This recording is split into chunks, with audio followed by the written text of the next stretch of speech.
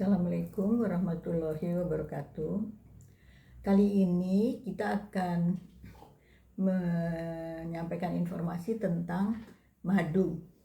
Rasanya hampir semua orang tahu apa madu itu dan mungkin pernah mencobanya. Namun seluk-beluk tentang madu mungkin kita tidak begitu mencermatinya. Jadi sebetulnya madu itu apa sih? Madu itu adalah sebetulnya produksi dari lebah ya. Dari apa lebah membuat madu? Lebah membuat madu itu dari yang namanya nektar ya. Jadi kalau Anda itu kalau kita misalnya pagi-pagi pada saat bunga baru mekar, terus kemudian kadang-kadang kita suka cabut benang sari, kemudian kita isap, rasanya manis. Nah, itu namanya nektar. Jadi nektar itu adalah produksi tanaman yang rasanya manis ya. Jadi nah kemudian kalau kita sedot dari bawah. Nah, di atas di benang sari itu kan ada di benang sari itu kan ada seperti serbuk-serbuk ya, bintik-bintik serbuk-serbuk, itu disebut serbuk sari gitu ya. Jadi lebah itu membuat madu itu dari nektar ya. Jadi dari cairan manis yang diproduksi oleh tanaman ya gitu. Sedangkan serbuk sari adalah zat tepung yang juga dihasilkan oleh tanaman gitu ya. Dan merupakan sumber nutrisi dari lebah itu ya. Jadi nektar itu sebetulnya kan adalah makanan dari sumber nutrisi dan makanan untuk lebah, dan juga berguna juga untuk menjadi makanan bagi manusia. Jadi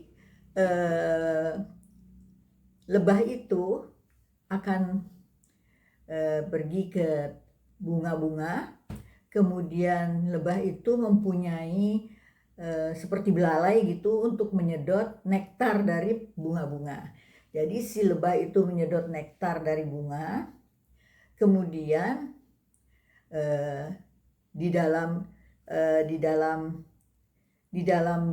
tubuh dari lebah tersebut ada enzim gitu ya, ada enzim yang memecah nektar tersebut menjadi gula-gula sederhana ya. Nektar itu kan rasanya manis, kemudian nanti dipecah oleh enzim di dalam tubuh lebah menjadi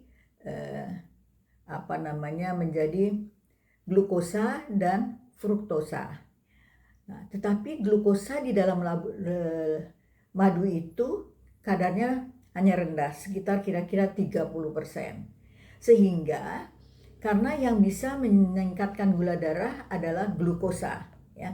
Jadi fruktosa tidak bisa meningkatkan kadar gula darah, sehingga orang bilang kan orang diabetes boleh nggak sih minum madu? Boleh gitu ya, karena glukosanya rendah ya, hanya 30% dari keseluruhan beratnya gitu ya. Nah, jadi si lebah itu dengan belalainya akan menyedot nektar dari bunga-bunga ya, akan menyedot nektar dari bunga-bunga, kemudian dengan enzim di dalam tubuh lebah itu si nektar itu dirubah menjadi gula sederhana, kemudian dan juga kadar airnya menjadi lebih rendah ya. Jadi diproses sambil si lebah itu terbang, itu nektar di dalam tubuhnya itu dikatakan bahwa ada namanya kalau ada ini madu ya, kelenjar madu ya, gelembung madu ya di dalam perutnya lebah yang akan memproses nektar-nektar itu dengan enzimnya menjadi gula-gula sederhana, kemudian terus sampai setelah dia pulang ke sarangnya, dia masih tetap mengunyah-ngunyah si nektar tersebut, sehingga akhirnya kemudian menjadi diproses terus sehingga menjadi kadar airnya menjadi rendah. Si lebah itu kemudian menggerakkan menggerakkan sayap-sayapnya di dalam di dalam sarang lebah sehingga kadar airnya menjadi lebih rendah gitu ya. Nah, kemudian setelah kadar airnya cukup rendah, maka si madu tersebut, proses yang sudah menjadi madu tersebut disimpan di dalam sarang. Yang sarang itu yang bentuknya adalah segi 6 ya. Kita lihat bentuknya segi 6 heksagonal. Ya, semua kita tahu bahwa sarang madu itu bentuknya segi 6. Nah, itu terbuat dari lilin lebah ya. Lilin lebah itu dari mana datangnya ya? Kok bisa lebah itu bisa memproses nektar, kemudian bisa bikin sarang lebah yang segi 6 itu. Itu karena di dalam tubuh lebah ada kelenjar lilin di perutnya. Dari kelenjar lilin di perut itu dia membentuk sarang lebah yang segi 6. Jadi kalau kadar air dari madu itu sudah cukup rendah, maka akan disimpan di sarang. Nah, kemudian sarang itu akan ditutup ya. Kemudian kemudian nanti di dalam sarang yang segi 6 itu akan terjadi proses fermentasi supaya madu tersebut tahan lama dan juga terhindar dari mikroba dari kotoran-kotoran ya, karena kemudian setelah dia cukup rendah kadarnya dia akan ditutup ya, sarang itu segi 6 itu akan ditutup sehingga tidak tercemar dengan mikroba dan kotoran-kotoran tidak diinginkan ya. Jadi madu itu adalah sumber makanan yang sangat penting untuk lebah dan juga bermanfaat bagi manusia. Itu ya. Nah, itu tentang lebah ya. Dia juga sumber nutrisi bagi nah, kemudian kita tahu bahwa madu itu kemudian kita suka dengar ada produk-produk ya turunan madu ya, ada yang disebut namanya propolis, ada royal jelly dan sebagainya. Sebetulnya apa sih itu ya? Jadi tadi yang kita tahu bahwa proses paling penting yang dilakukan oleh lebah adalah membuat madu dari nektar.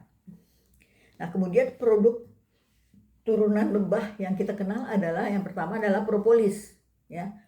Propolis itu adalah lem lebah ya. Bahasa ininya adalah lem lebah. Lem lebah itu dibikin dari apa ya? Lem lebah itu dibuat dari lilin lebah dengan kotoran dan kemudian juga dengan getah-getah pucuk daun dan getah-getah pohon ya. Jadi kalau lebah terbang dia juga suka menggigit pucuk-pucuk daun dan ranting-ranting, itu getahnya itu nanti dicampur dengan lilin dan juga kotoran-kotoran lebah itu menjadi yang disebut propolis ya. Propolis itu kan namanya lem lebah. Untuk apa sih lem lebah itu? Nah, lem lebah itu untuk memperkuat struktur dari sarang lebah ya. Jadi memperkuat struktur, tadi kan dibikin dari lilin lebah ya, segi 6 itu diperkuat strukturnya dengan propolis, dengan lem lebah. Kemudian lem lebah ini juga untuk menambal ya kertakan gitu ya, lubang-lubang dari memperkuat struktur daripada si sarang lebah ini gitu ya. Dan juga dia menjaga kebersihan. Kenapa? Karena propolis ini juga adalah campuran dari kotoran-kotoran lebah sehingga sarang itu menjadi bersih ya. Jadi bersih dari kotoran-kotoran gitu ya. Jadi kemudian buat apa sih terus si propolis ini bisa dikonsumsi oleh manusia ya. Jadi propolis itu adalah lilin ditambah dengan kotoran-kotoran si lebah di dalam sarang, ditambah dengan yaitu getah-getah adalah resin dari getah pucuk-pucuk daun dan ranting-ranting. Nah, gitu ya. Untuk memperkuat struktur sarang. Jadi sarangnya lebih keker gitu ya. Manfaatnya apa sih buat manusia gitu ya? Manfaatnya dikatakan bisa meningkatkan sistem imun tubuh. Dia mempunyai efek antibakteri, antivirus, anti jamur, anti inflamasi, ada yang dikatakan anti nyeri gitu ya. Dan juga dikatakan bahwa dapat mengurangi gejala-gejala gangguan lambung gitu ya. Namun sejauh ini penelitian ilmiah yang mendukungnya itu masih belum ada gitu ya, masih sangat kurang begitu ya. Nah, si propolis itu bisa kita konsumsi dalam bentuk apa gitu ya? Kita bisa konsumsi bisa dalam bentuk cairan. Jadi propolis itu bisa dijual tuh dalam bentuk cairan, ada yang dalam bentuk kapsul, ada yang dalam bentuk krim ya. Jadi bisa ditelan atau badur topikal ya. Nah, kalau ditelan itu biasanya dosisnya sehari 3 kali 4-5 tetes. Tentunya ini dikonsumsi yang bentuknya cairan gitu ya. Nah, tapi dosis sebetulnya yang pastinya berapa sih? Sampai saat ini belum ada dosis yang pasti gitu. Berapa sih sebetulnya dosis yang bermanfaat? Itu sampai sekarang penelitiannya belum ada gitu ya. Cuma dikatakan bahwa kalau memproduksi propolis itu tidak boleh lebih dari 500 mg per hari, dan juga nggak boleh kita konsumsi propolis setiap hari selama lebih dari 13 bulan. Itu mungkin ada bukti empirik ya, tetapi semuanya belum ada bukti saintifiknya. Nah, propolis ini boleh nggak sih dikonsumsi semua orang? Konsumsi propolis ini juga kita harus ada kehati-hatian. Tidak semua kondisi bisa konsumsi propolis. Jadi orang yang alergi terhadap serbuk sari, terhadap madu, terhadap itu jangan mengkonsumsi propolis ini begitu. Dan juga ibu hamil tidak dianjurkan untuk konsumsi propolis. Juga anak-anak di bawah 2 tahun gitu ya. Nah, kalau seorang itu akan menjalani operasi itu dan minum propolis, itu harus berhenti minum propolis 2 minggu sebelum operasi. Kenapa? Karena propolis itu bisa memperlambat proses pembekuan darah. Nah, juga mengkonsumsi propolis ini bisa berinteraksi dengan obat-obatan ya. Hingga kalau orang yang mengkonsumsi obat pengencer darah, yang mengkonsumsi obat diabetes, dan yang mengkonsumsi obat hipertensi, itu jangan mengkonsumsi propolis gitu ya. Nah, itu adalah produk turunan madu yang namanya propolis. Jadi propolis itu lem lebah ya. Kalau nektar itu diproses oleh lebah menjadi madu. Sedangkan kalau propolis itu lem lebah ya. Nah, itu tapi ada yang jual propolis, propolis bisa untuk ini untuk itu, tetapi sebetulnya penelitian tentang manfaat tersebut belum ada buktinya. Nah, kemudian ada lagi turunan lebah yang lain, yaitu royal jelly. Wah, kedengarannya kan namanya bagus ya, royal jelly ya. Royal jelly itu apa sih sebetulnya ya? Royal jelly itu sebetulnya adalah yang biasanya bisa disebut juga susu madu ya, susu madu gitu ya, susu madu. Jadi susu madu ini royal jelly ini kenapa dibilang royal jelly? karena susu madu ini adalah makanan khusus untuk ratu lebah dan larva yang akan menjadi ratu, ya. Jadi dari mana itu bikin royal jelly? Jadi royal jelly itu sebetulnya itu bukan diproses dari nektar, bukan diproses dari serbuk sari, tapi royal jelly ini diproses dari hasil kelenjar hipofarengs, ya. Jadi di leher dari leher dari lebah itu ada kelenjar, namanya kelenjar hipofarengs. Jadi kelenjar hipofarengs itu memproduksi susu ratu, ya, royal jelly. Royal jelly itu bentuknya adalah cairan berwarna putih, ya. Aslinya royal jelly itu berbentuk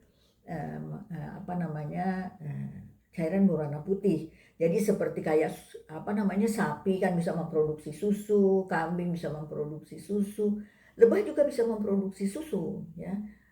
Namanya royal jelly, begitu, ya. Nah, royal jelly ini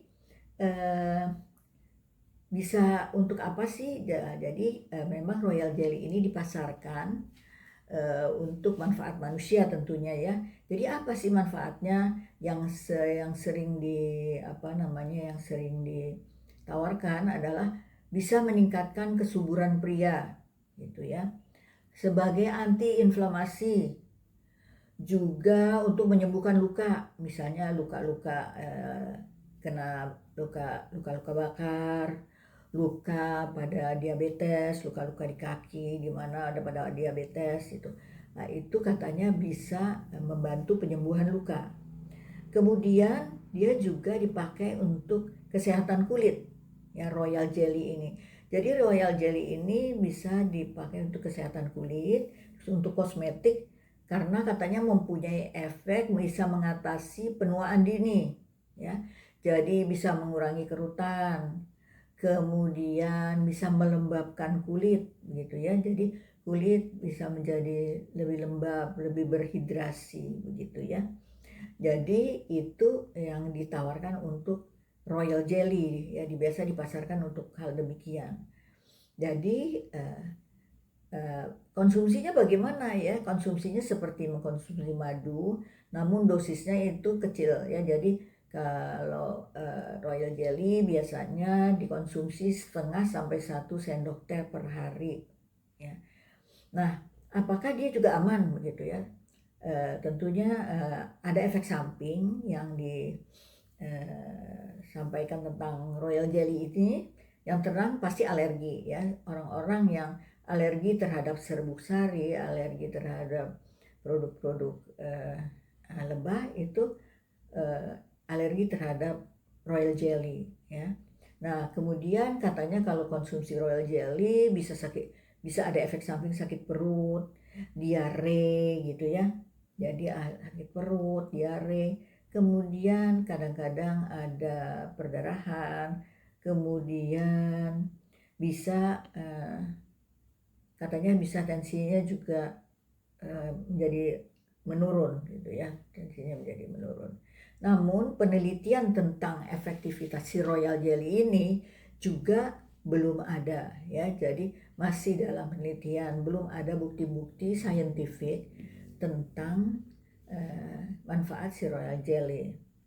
Nah, tapi, ya, sampai saat ini masyarakat ekonomi Eropa, EMEA, dan Badan POM Amerika, yaitu Food and Drug Administration, US Food and Drug Administration, tidak memperkenankan nih produk-produk ini untuk dijual dengan keterangan manfaat bagi kesehatan. Jadi boleh dijual misalnya suplemen, boleh dijual untuk membantu meningkatkan kesegaran atau kesehatan, tapi tidak boleh dijual, oh dapat menyembuhkan ini, gitu, ya. Oh dapat menyuburkan pria, itu nggak boleh, ya. Jadi itu dilarang oleh masyarakat ekonomi Eropa dan US Food and Drug Administration, Badan POM dari Amerika. Nah, apalagi produk apalagi yang